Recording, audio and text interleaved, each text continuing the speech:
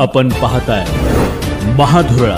हे आहे गोकुळचं श्रीखंड, अगदी जिभेवर रेंगाळणार। जिभेवरच नाही तर मनावरही रेंगाळणार गोकुळ श्रीखंड, मनावर रेंगाळणार। नमस्कार, महाधुरळा यूट्यूब चॅनलमध्ये मी गुरु बाळमाळे आपल्या सर्वांचं मनापासून स्वागत करतोय। सध्या पश्चिम महाराष्ट्रात भाजपनं इनकमिंगवर जोर दिलेला आहे। नुकतंच त्यांनी शरद पवार गटाचे आमदार अरुण लाड यांचे सुपुत्र शरद लाड यांना प्रवेश दिला आणि पदवीधर मतदारसंघातील उमेदवार जवळजवळ निश्चित केला। त्यानंतर आता सांगलीनंतर कोल्हापुरातही काही प्रवेश झाले। त्या पाठोपाठ आता सोलापुरात मोठा धक्का भाजपनं अनेकांना दिलेला आहे। म्हणजे थेट राष्ट्रवादी अजित पवार गट, राष्ट्रवादी शरद पवार गट एवढंच नव्हे तर शिवसेना शिंदे गटालाही हा धक्का दिलेला आहे। तब्बल 3 माजी आमदार येत्या 8 दिवसात भाजपमध्ये सोलापूर जिल्ह्यातले दाखल होत आहेत। मोठा कार्यक्रम घेऊन हे 3 माजी आमदार भाजपमध्ये येण्याची शक्यता आहे।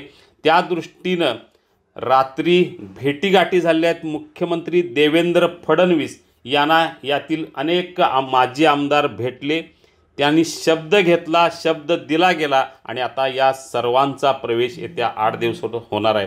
त्यामुळे सोलापुरात भाजपनं एकाच वेळी राष्ट्रवादी शिवसेना या दोन्ही गटाला, पक्षांना आणि नेत्यांनाही धक्का दिलेला आहे। यामध्ये काँग्रेसचे माजी आमदार आणि सोलापूर बाजार समितीचे चेअरमन दिलीप माने हे आता भाजपच्या वाटेवर आहेत, त्यांचा लवकरच प्रवेश होणार आहे। दुसरे माजी आमदार आहेत जे राष्ट्रवादी अजित पवार गटाचे आहेत, राजन पाटील मोहोळचे माजी आमदार, मोठी ताकद सोलापूर जिल्ह्यात आहे, ते सुद्धा आता भाजपच्या वाटेवर आहेत। तिसरे माजी आमदार आहेत यशवंत माने, हे सुद्धा अजित पवार गटाचे आहेत, त्यांनी आता भाजपचा रस्ता धरलेला आहे। माजी आमदार बबनदादा शिंदे यांचे सुपुत्र रणजित शिंदे, जे शरद पवार गटाचे माजी आमदार होते बबनदादा शिंदे, त्यांचे सुपुत्र रणजित शिंदे हे देखील आता भाजपच्या वाटेवर आहेत। आणि सगळ्यात महत्त्वाचं धक्का दिला आहे तो थेट उपमुख्यमंत्री एकनाथ शिंदे यांना। माजी मंत्री तानाजी सावंत यांचे बंधू आणि शिवसेनेचे सोलापूरचे संपर्क प्रमुख, जिल्हा प्रमुख शिवाजीराव सावंत हे सुद्धा आता भाजपच्या वाटेवर आहेत। काही प्रवेश झालेले आहेत। आता आणखी 3 माजी आमदार या आठवड्यात थेट भाजपमध्ये येणार आहेत। त्यामुळे सोलापूर जिल्ह्यात भाजपनं एकाच वेळी अजित पवार यांना आणि दुसऱ्या वेळी उपमुख्यमंत्री 2 उपमुख्यमंत्र्यांना धक्का भाजपनं दिलेला आहे आणि दोन्ही उपमुख्यमंत्र्यांच्या पक्षाचे माजी आमदार थेट भाजपमध्ये प्रवेश करणार आहेत।